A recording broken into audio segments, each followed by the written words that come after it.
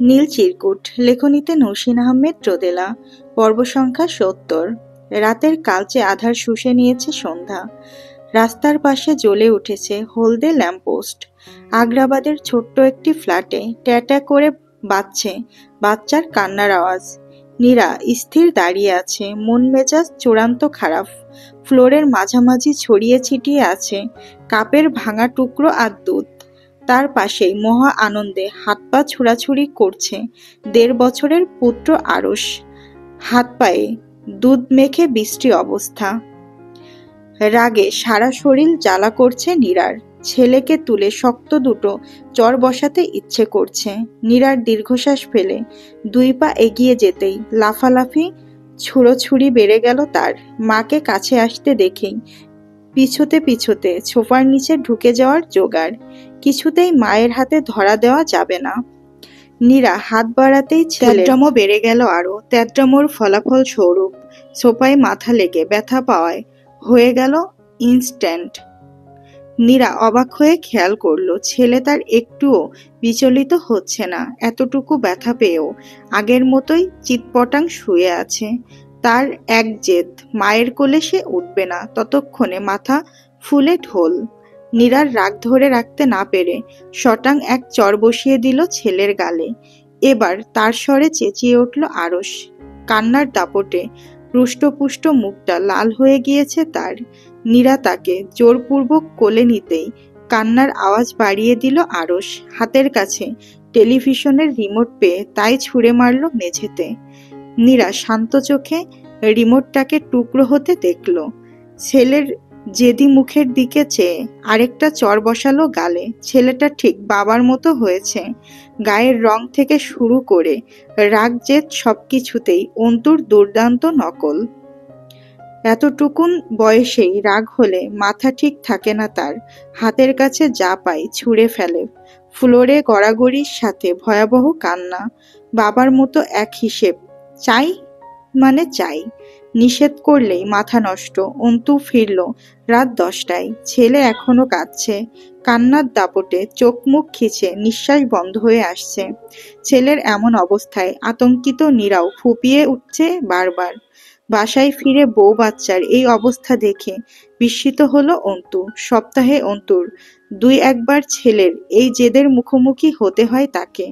Antu office ব্যাগটা রেখে ছেলের সামনে যেতেই ২ হাত বাড়িয়ে দিল আরশ।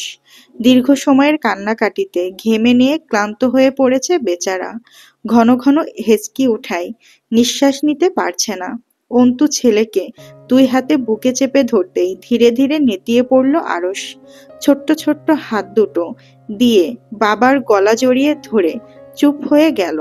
বাইরের পোশাক পরেই ছেলেকে নিয়ে এদিক ওদিক হাঁটাহাঁটি করল অন্তু। ক্লান্ত ছেলে ঘুমিয়ে পড়তেই ভয়াবহ রাগ প্রকাশ পেল তার। আরশের কোমল গালে আঙুলের ছাপ দেখে নীরার দিকে অগ্নিদৃষ্টিতে তাকালো। একটা থাপ্পড় দিয়ে চাপার দাঁত ফেলে দেব। তুই আবারও ওকে মেরেছিস? কথায় কথায় গায়ে হাত তোলার স্বভাব যায়নি এখনো? একটু জেদ ধরলেই মারতে হবে? এই তুই ব্যাগ গোছা, তোকে আজই বাপের বাড়ি দিয়ে আসবো। আমার ছেলের আশেপাশে থাকার দরকার নাই তোর। এতটুকু বাচ্চাকে কেউ মারে? ইচ্ছে তো করছে। নীরা তখনও ফুপিয়ে ফুপিয়ে কাঁদছে। ঘুমন্ত ছেলের মুখের দিকে চেয়ে দুনিয়া ভেঙে কান্না আসছে তার। ছেলেটা সন্ধ্যা থেকে কিচ্ছু খায়নি। একটু সহ্য করে নিলেই পারত। কি দরকার ছিল গায়ে হাত তোলার?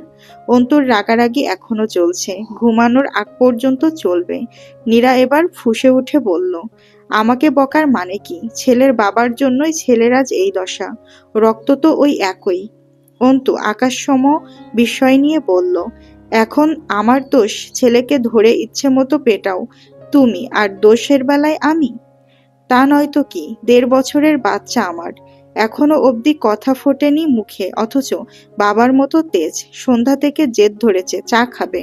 ঠান্ডা হলে চলবে না, গরম চা দিতে হবে। আমি কাপে করে কুসুম গরম দুধ দিলাম। তেজের চোটে সেই কাপ উল্টে কাপ ভাঙলো, দুধটুকু নষ্ট করলো, রিমোট ভাঙলো। এসব কার স্বভাব? অন্তু জবাব দিল না। ছেলের স্বভাব চরিত্র আসলেই তার মতো হয়েছে, কিন্তু তাতে তো অন্তুর কোনো দোষ থাকার কথা না।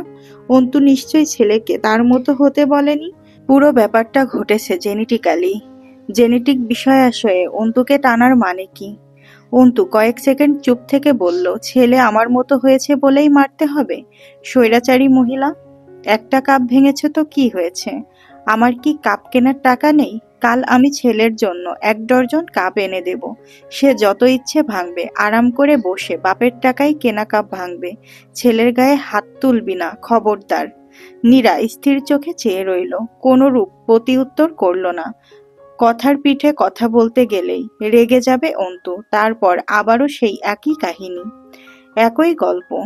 নীরাকে চুপচাপ বেরিয়ে যেতে দেখে ভ্রু কুঁচকালো অন্তু, গলাটা খানিক উঁচিয়ে বলল, আশ্চর্য, কথা বলিস না কেন?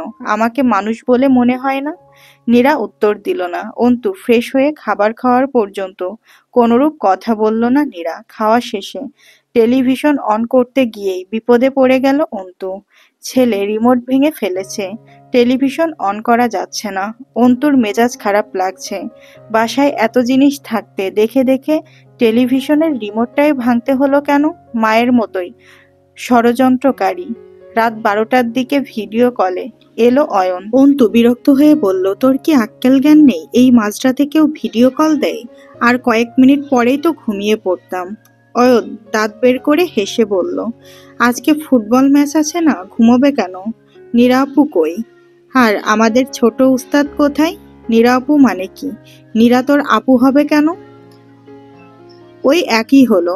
ভাবি আরশ ওরা কই? অন্তু বালিশে ঠ্যাস দিয়ে বসলো। ঘুমন্ত ছেলের দিকে একবার চেয়ে বলল, আরশ ঘুমাই। মায়ের হাতে বিশাল মার খেয়েছে আজ। তোর ভাবি রান্নাঘরে, আমার সাথে তার ঝগড়া 2য় পর্ব চলছে। কথা টথা বন্ধ। অন্তুর কথার মাঝেই ঘরে এলো নীরা। কোনো রকম কথাবার্তা না বলে ড্রেসিং টেবিলের সামনে গিয়ে বসলো। অন্তু নীরাকে শুনিয়ে শুনিয়ে বলল, ওয়ু ফ্রিতে একটা সাজেশন দিই, মনোযোগ দিয়ে শোন। প্রেম করতে হলে শান্তশিষ্ট কচি মেয়ে দেখে প্রেম করবি। আমার মতো ভুল করিস না। নীরা ঘাড় ফিরিয়ে তাকালো। অন্তু কথাটা মজা করে বললেও হঠাৎ মন খারাপ হয়ে গেল নীরার। চোখ টলমল করে উঠল, কান্না পাচ্ছে। অয়ন হাসছে, হাসি মুখেই বলল, আরশকে ঘুম থেকে ওঠাও একটু, ওর সাথে কথা বলবো। এখন ওঠালে সারা রাত জ্বালাবে। প্লিজ ভাই, একটু জ্বালালে কিছু হবে না। অন্তু আরশের মুখের উপর ঝুঁকে পড়ল। ছেলের ঘুম ঘন, ঘুমোলে জাগানো মুশকিল। অন্তু বহু কষ্ট করে জাগিয়ে তুলতেই ঠোঁট ভেঙে কেঁদে ওঠার প্রস্তুতি নিল আরশ। মুখের উপর বাবার চেহারা দেখতেই কান্না থেমে চোখ গোল গোল করে তাকালো। অন্তু একটু আদর করতেই হাত পা ছুঁড়ে খিলখিল করে হেসে উঠল আরশ। উপর নিচে 6টা দাঁত উঠেছে তার। বাবার গালের উপর কচি হাত রেখে বলল, বাবা বাবা। হ্যাঁ বাবা, দেখো তো এটাকে। আরশ চাইল মোবাইলের স্ক্রিনে অয়নের চেহারা দেখে কয়েক সেকেন্ড চেয়ে থেকে আবারও হেসে উঠল সে। হাত বাড়িয়ে ফোন নিয়ে ঠোঁট কুঁচকে নিজস্ব ভঙ্গিতে বলল, চাচু। অয়নের চোখ মুখ আনন্দে ছলছল করে উঠল। নীরার যখন প্রথমবার মিসক্যারেজ হলো সেদিন ভীষণ মন খারাপ হয়েছিল তার। রাতে লুকিয়ে লুকিয়ে কেঁদেছিল পর্যন্ত। বাচ্চাটার জন্য কত কিছু ভেবে রেখেছিল সে। তাদের বাসায় বাবু আসবে ভাবতেই দুর্দমনীয় আনন্দ হতো তার। এত মায়া, এত আদর কাটিয়ে হঠাৎ শুনল বাচ্চাটা আর আসবে না। He is dead. অয়ন ভীষণ আনন্দিত কণ্ঠে বলল, আব্বু তুমি আসবে না? দাদু আর চাচ্চু তোমার জন্য অনেকগুলো ব্যাট বল কিনেছি, পুপু গাড়ি কিনেছি। নীরাকে আশেপাশে না দেখে বিছানা থেকে নেমে বারান্দায় উকি দিল অন্তু। বারান্দার এক কোণায় চুপচাপ দাঁড়িয়ে আছে নীরা, 2 হাতে চুলের বিনুনি করতে ব্যস্ত। চোখ দুটো স্থির হয়ে আছে রাস্তার অন্ধকারে। অন্তু ধীর পায়ে পাশে গিয়ে দাঁড়ালো। নীরার হাতে থাকা চুল নিজের হাতে নিয়ে একটু টেনে ধরে বলল, এটা কোনো বিনুনি হলো? আমি এর থেকে ভালো করি, আমি করে দিচ্ছি। নীরা শান্ত রাগ নিয়ে তাকালো। চুল ছাড়ানোর চেষ্টা করে বলল, লাগবে না। শান্তশিষ্ট কচি মেয়ে বিয়ে করে বিনুনি গেঁথে দে। আমি তো কচি নই। অন্তু বিস্ময় নিয়ে বলল, ছি, হাজবেন্ডের সাথে এইভাবে কথা বলে? ডিরেক্ট তুই? বন্ধুদের মতো তুই তুকারি না করে একটু বউ বউ ভাব নিয়ে কথা বললে কি হয়? নীরা অবাক চোখে তাকালো। নিজে সারাদিন এভাবে কথা বলে, এখন তার ঘাড়ে দোষ চাপানো হচ্ছে। নীরা মুখ কালো করে বলল, আমাকে বউ মানছে কে? যে যেভাবে কথা বলে তার সাথে সেভাবে কথা বলা উচিত। আমি পারি না বলেই আজ আমার এই অবস্থা। বলে কি? আচ্ছা যা, হাজবেন্ডের মতোই কথা বলবো এবার। এটুকু বলেই হঠাৎ নীরার হাত চেপে ধরল অন্তু। আদুরে কণ্ঠে বলল, নীরুজান, কাছে এসো। তুমি কেন কষ্ট করবে? আমি আছি না, আমি বিনুনি গেথে দিব। আহা, কি সুন্দর চুল! এই চুল দেখেই নিশ্চয় কবিতা লিখেছিল জীবনানন্দ দাশ। চুল তার কবেকার, অন্ধকার বিদিশার নিশা, মুক্তার শ্রাবস্তির কারুকার্য, অতিদূর সমুদ্রের পর, হাল ভেঙে যে নাবিক হারায়েছে দিশা। অন্তুর ঢং দেখে চোখ গরম করে তাকালো নীরা। অন্তু হেসে ফেলল। সেই হাসির দিকে চেয়েই মন ভালো হয়ে গেল নীরার। ছেলেটার এত সুন্দর করে হাসি কি করে? আরশের হাসিও সুন্দর, বাবার মতোই ঠোঁট ভেঙে হাসে সে। ছেলের হাসি দেখলেই নিজেকে পাগল পাগল লাগে নীরার। বিশ্বাসই হয় না এই মিষ্টি হাস্য ছেলেটি তার। অন্তুর হাসি নিয়েই বলল, হাজবেন্ডটাই প্রেম আসছে না, তবে তোর জন্য বিরাট একটা সারপ্রাইজ আছে। নীরা আর চোখে তাকালো, মুখ গুংরা করে থাকার প্রাণপণ চেষ্টা করে চুপ করে রইল। অন্তু নীরার আধবিনুনি করা চুলগুলো এলোমেলো করে দিয়ে কাছে টানলো, দুই হাতে কোমর জড়িয়ে থুতনি রাখলো কাঁধে। ফিসফিসিয়ে বলল, বিশ্বাস হচ্ছে না? নীরা জবাব দিল না। অন্তু ঘরে গিয়ে 2 মিনিটের মাথায় ফিরে এলো। নীরার হাতে একটা খাম ধরিয়ে দিয়ে বলল, স্বামীর কথা বিশ্বাস করতে শিখো সুন্দরী। নীরা অবাক চোখে খামের দিকে চেয়ে রইল। খামটা উল্টে পাল্টে দেখে বলল, এটা কি? খুলে দেখো। অন্তু মিটিমিটি হাসছে। নীরা তার মুখ পানে চেয়ে থেকেই খাম খুলল। বাদামি খামের ভেতর থেকে নীল রঙা এক খাম বেরিয়ে এলো আবার, তাতে গুটি গুটি অক্ষরে লেখা নীল চিরকুট। নীরা অবাক হয়ে নীল খামটা খুলল। ভেতর থেকে বেরিয়ে এলো 6 বন্ধুর হাস্য উজ্জ্বল এক ছবি, তার সাথে ছোট্ট একটা চিরকুট। অভিমানী বন্ধুত্ব এবার জেদ ধরেছে। গিটার আর হাসির সুর টিএসসি ক্যাফেটেরিয়ার লাইব্রেরির কোনায় গুমড়ে মরছে। এবার তারা মুক্ত হোক, হাসুক বাঁচুক, ব্যস্ততা ভুলে আবার তাদের দেখা হোক। স্বাধীন পাখিদের দুয়ারে তাই নীল চিরকুটের আমন্ত্রণ। নীরা হতবিহ্বল চোখে চাইল, টলমল করে উঠল চোখ। ছোট্ট এই জীবনটাতে বহুত চড়াই উতরাই পার করতে হয়েছে তাদের। জীবনের প্রতিটি সিঁড়িতে হোঁচট খেয়ে খেয়ে জমেছে হাজারখানেক অভিমান, অভিযোগ। নম্রতার সাথে কথা কাটাকাটির কিছুদিন পরই নিজের ভেতরটা ফাঁকা ফাঁকা লাগছিল নীরার। বিভিন্ন টেনশন, মেন্টাল প্রেশার, আর নম্রতাকে কি বলা যায়, এসবের চিন্তাতেই নম্রতার মুখোমুখি হওয়া হয়নি আর। তারপর হঠাৎ অসুস্থ হয়ে পড়ল সে। তারপরে জীবনটা ছিল ভয়াবহ। নীরার চোখ থেকে টপ করে 2 ফোঁটা জল গড়িয়ে পড়ল। রুদ্ধ কণ্ঠে বলল, কে?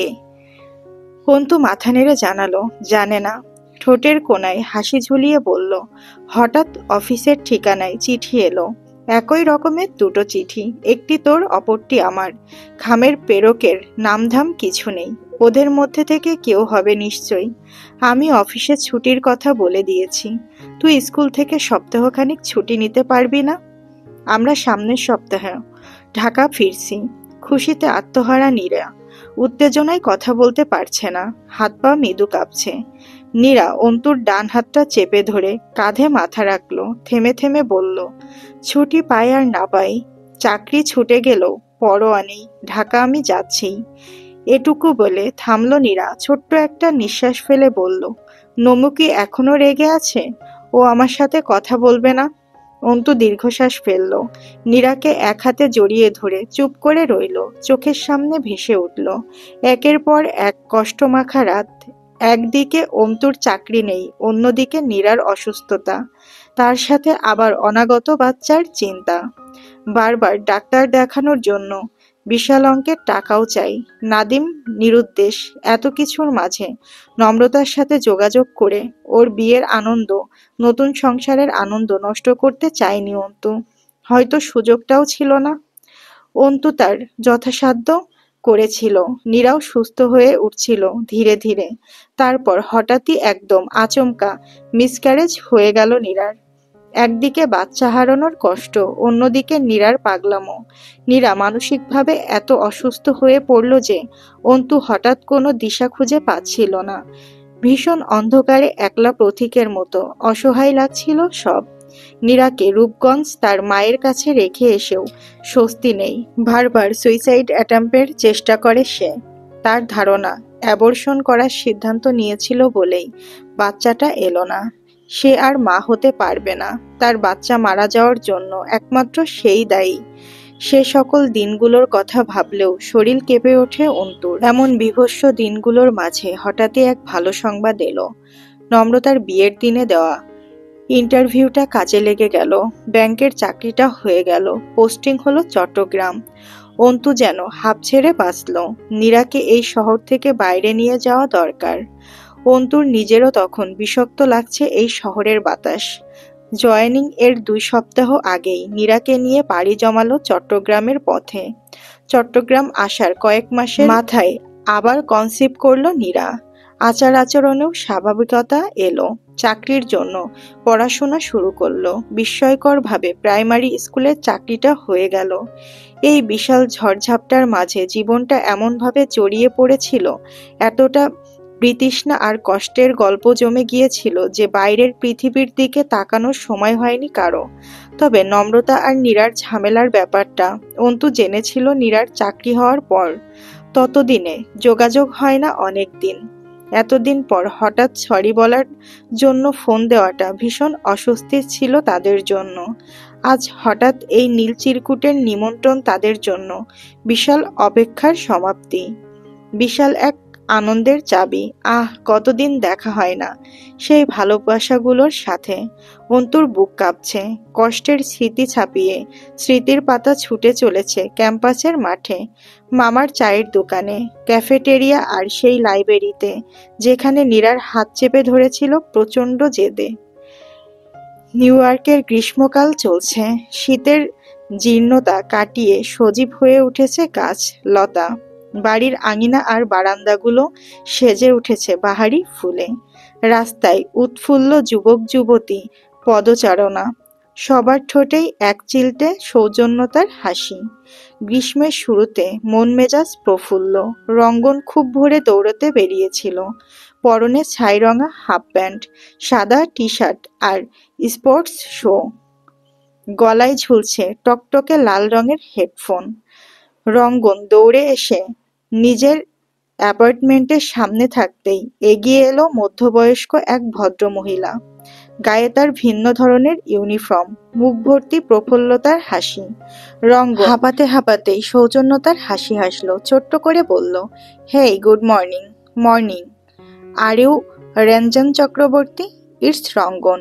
Anyway, what's the matter? You have a letter from Bangladesh? Letter?